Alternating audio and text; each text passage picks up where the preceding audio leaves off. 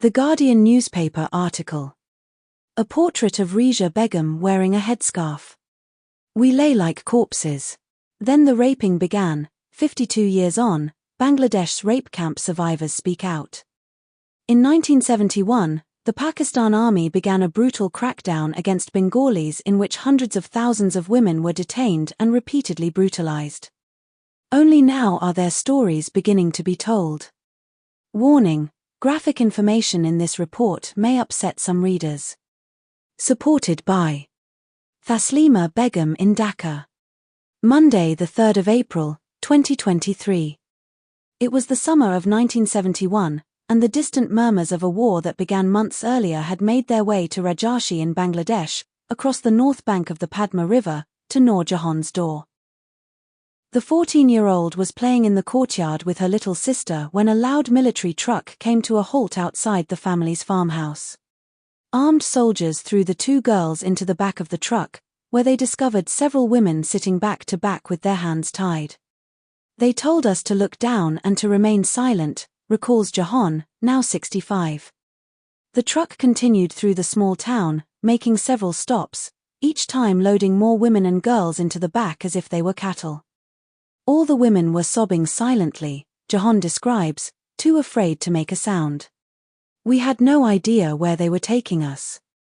I watched from the corner of my eye as the marigold fields surrounding our home disappeared from sight, says Jahan.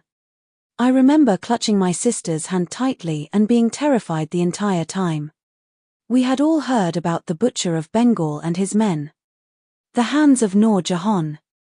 Noor Jahan: the only time we saw daylight was when the door creaked open and the soldiers marched in. Then the raping would begin. Photograph: Noor Alam, The Guardian. The Butcher of Bengal was the nickname given to Pakistan's military commander, Gen Tikka Khan, notorious for overseeing Operation Searchlight. A murderous crackdown on Bengali separatists in what was then East Pakistan, which led to a genocidal crusade during the liberation war that followed. But Jahan was about to become a victim of another brutal tactic of the Pakistani army.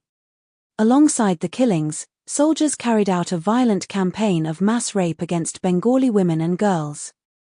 In what many historians believe amounted to a direct policy under Khan's command to impregnate as many women as possible with blood from the West. When the truck finally came to a stop, the girls found themselves in military barracks. The next few months were a blur for Jahan, who regularly passed out during her confinement. We lay there like corpses, side by side.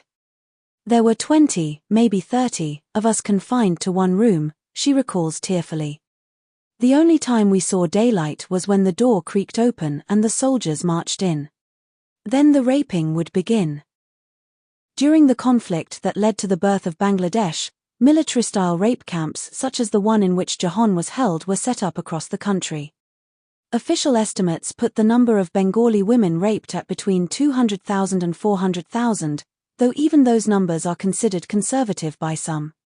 Though ethnic rape was feature of partition years earlier. What Bengali women experienced was one of the first recorded examples of rape being used as a consciously applied weapon of war in the 20th century. But despite its shocking scale, little remains known about it outside the region. Ostracized.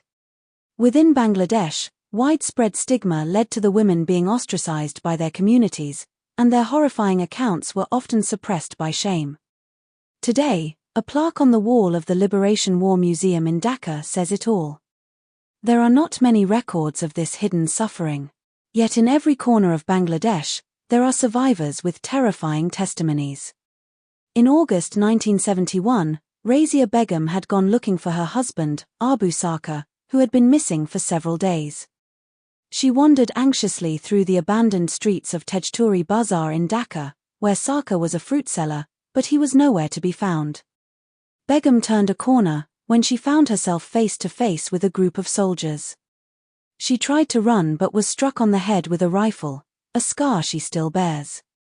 Begum was dragged to a nearby forest where she was raped repeatedly over a period of weeks. The soldiers were stationed close by and returned at different times of the day. They tied me to a tree and took turns raping me during their breaks, says Begum, now 78. After they were done with her, the soldiers threw Begum into a shallow ditch. Rizia Begum, I don't like to think about what happened.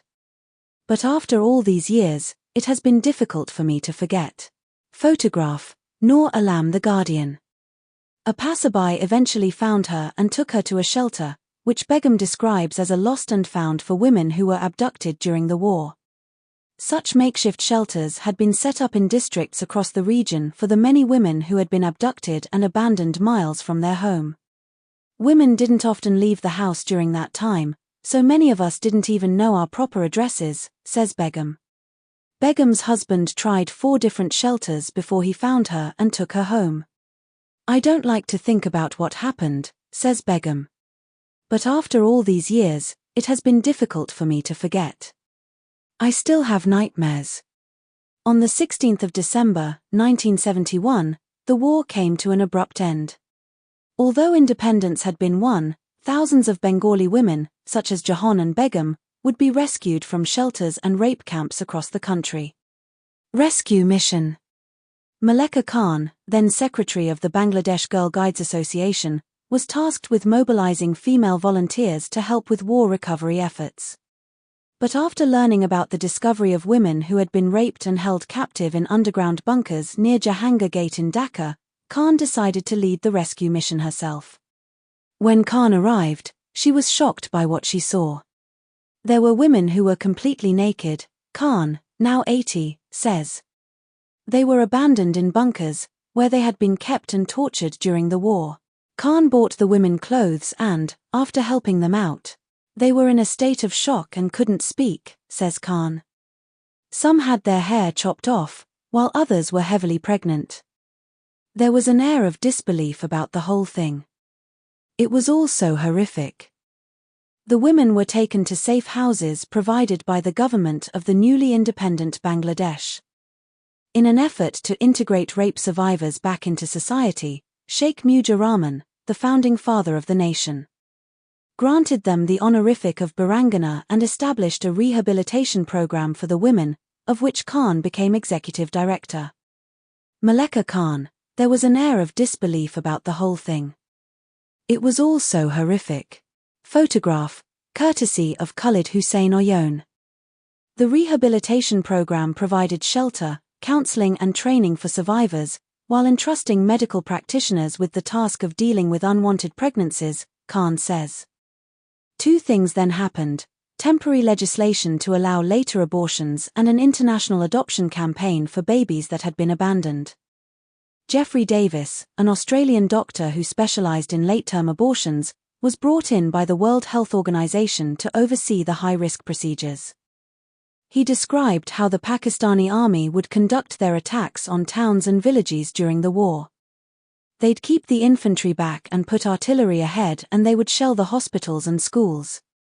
And that caused absolute chaos in the town. And then the infantry would go in and begin to segregate the women, Davis told Bina D. Costa, a professor at the Australian National University, in his last interview before he died in 2008. Apart from little children, all those who were sexually matured would be segregated, he said.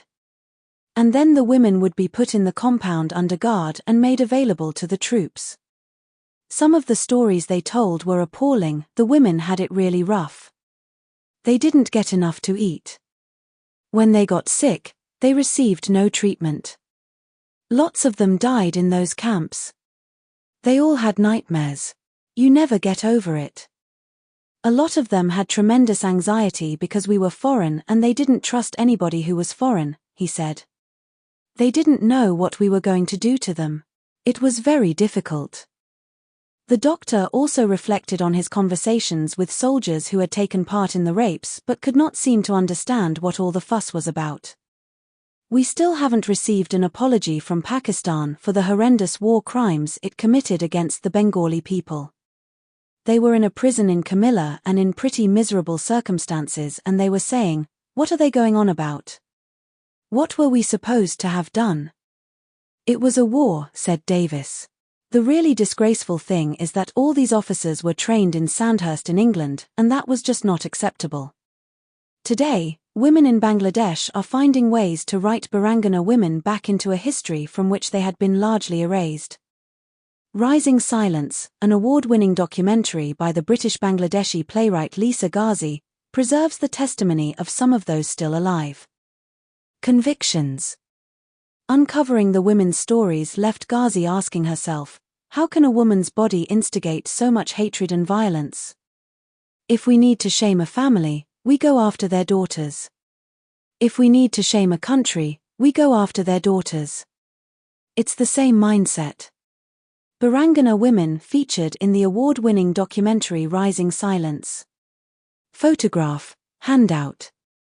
Rape continues to be deployed in war as a tool of fear, a military strategy to terrorize communities and destroy their dignity. A recent report by the UN Special Representative on Sexual Violence in Conflict listed 18 countries where women were being raped in war, and named 12 armies and police forces and 39 non-state actors. Like an open prison, 1 million Rohingya refugees still in Bangladesh camps 5 years after crisis. The repeated failure of the international community to bring perpetrators to account means these horrendous acts continue with impunity, says Shireen Huq, co-founder of Narapoko,